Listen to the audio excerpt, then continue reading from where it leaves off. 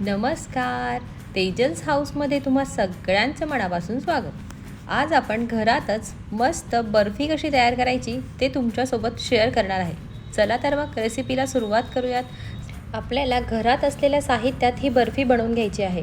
मी बर्फी बनवण्यासाठी 1 वाटी गव्हाचं पीठ, 1 वाटी गूळ, अर्धी वाटी तूप, अर्धी वाटी खोबरे, अर्धी वाटी बदाम व 3 वेलची बारीक करून घेतली आहे. आता एका कढईत 2 चमचे तूप घालून घेतले व त्यात वाटीतले गव्हाचे पीठ घालून ते मंद आचेवर आपल्याला परतून घ्यायचे आहे. आपण शिरा करताना रवा भाजून घेतो, अगदी तसंच आपल्याला हे पीठही मंद आचेवर लालसर रंग येईपर्यंत परतून घ्यायचं आहे. आता हे परतवत असताना लवकर परतला जावा म्हणून तुम्ही गॅसचा फ्लेम हाय कराल तर हे पीठ खालच्या बाजूने लागेल व बर्फीची टेस्ट कडसर लागेल. ही बर्फी करून घेण्यासाठी आपण गुळाचा वापर करणार आहे. तुम्ही गव्हाच्या पिठाची ही बर्फी आधी कधीच खाल्ली नसेल, अचानक आपल्या घरी पाहुणे आले व दुकानही बंद आहे, अशा वेळेस तुम्ही अगदी घरातल्याच सामानात 20 ते 25 मिनिटात ही बर्फी बनवू शकतात. पाहुणे तर खुश होतीलच, सोबत घरचेही खुश होऊन जातील. हे तुपावर परतवून घेण्यासाठी मला 10 मिनिटे लागले, पण अगदी परफेक्ट परतवून होईपर्यंत आपल्याला वाट बघायची आहे.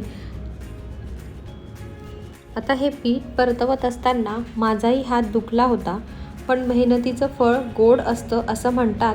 अगदी तशीच ही बर्फी पण खूपच मस्त झाली होती.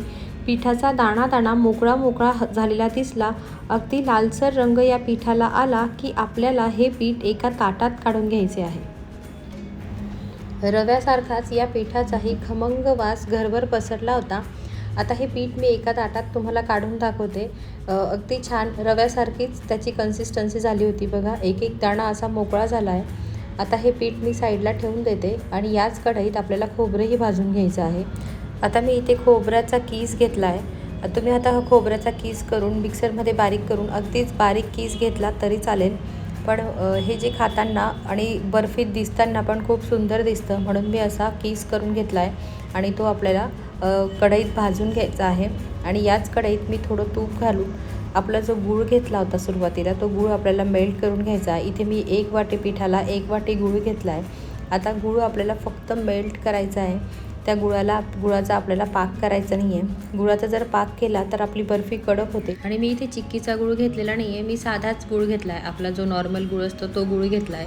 आणि तुम्हाला असं वाटतं आहे की आपला गुळाचा जो पाक आहे तो घट्ट झाला आहे, तर तुम्ही इथे गूळ मेल्ट होत असतानाच त्यात अर्धा कप पाणी ॲड करा. पीठ ॲड केल्यानंतर मग पाणी ॲड करू नका, या स्टेजलाच तुम्ही अर्धा कप पाणी ॲड करा. आणि आपली बर्फी आपल्याला ताटावर पसरून घ्यायची आहे म्हणून मी इथे ताटाला तेल लावून घेतलं आणि इथे गॅसचं फ्लेम मी बंद केलं. थोडा नॉर्मल झाला गूळ की मग त्यात आपल्याला पीठ ॲड करायचं. पण मग आता मला या स्टेजला वाटत होतं की कढई गरम आहे म्हणून मी हे सगळं बॅटर ताटात ओतून घेतलं आणि ताटात मी खोबऱ्याचा कीस ॲड केला, बदाम ॲड केले आणि वेलची पूड ॲड केली आणि ते मिक्स करून ताटात लगेच ती बर्फी पसरवून घेतली. तुम्ही बघत असाल किती छान मस्त कलर आला आहे त्या बर्फीला. आता हे बर्फीचं बॅटर मी ताटावर पसरवून घेतलं आणि गरम गरम असतानाच त्याच्या आपल्याला वड्या पाडून घ्यायच्या आहेत. थंड झाल्यावर त्याच्या वड्या पडत नाही म्हणून आपल्याला गरम गरम असतानाच त्याच्या वड्या पाडून घ्यायच्या आहेत. किती सुंदर कलर आला आहे त्या बर्फीला. आणि तुम्हाला आता एक बर्फी काढून दाखवते. खूपच छान झाली होती, टेस्टला पण सुंदर लागते आणि सगळे घरातली ही बर्फी खाऊन तर इतके खुश झाले ना. तुम्ही ही रेसिपी एकदा तुमच्या घरी नक्की ट्राय करून बघा. चॅनलवर नवीन असाल तर चॅनलला सबस्क्राईब करायला विसरू नका आणि व्हिडिओ आवडला असेल तर लाईक आणि शेअर करा. चला तर मग पुन्हा भेटूया अशाच एका मस्त रेसिपीसोबत. तोपर्यंत बाय.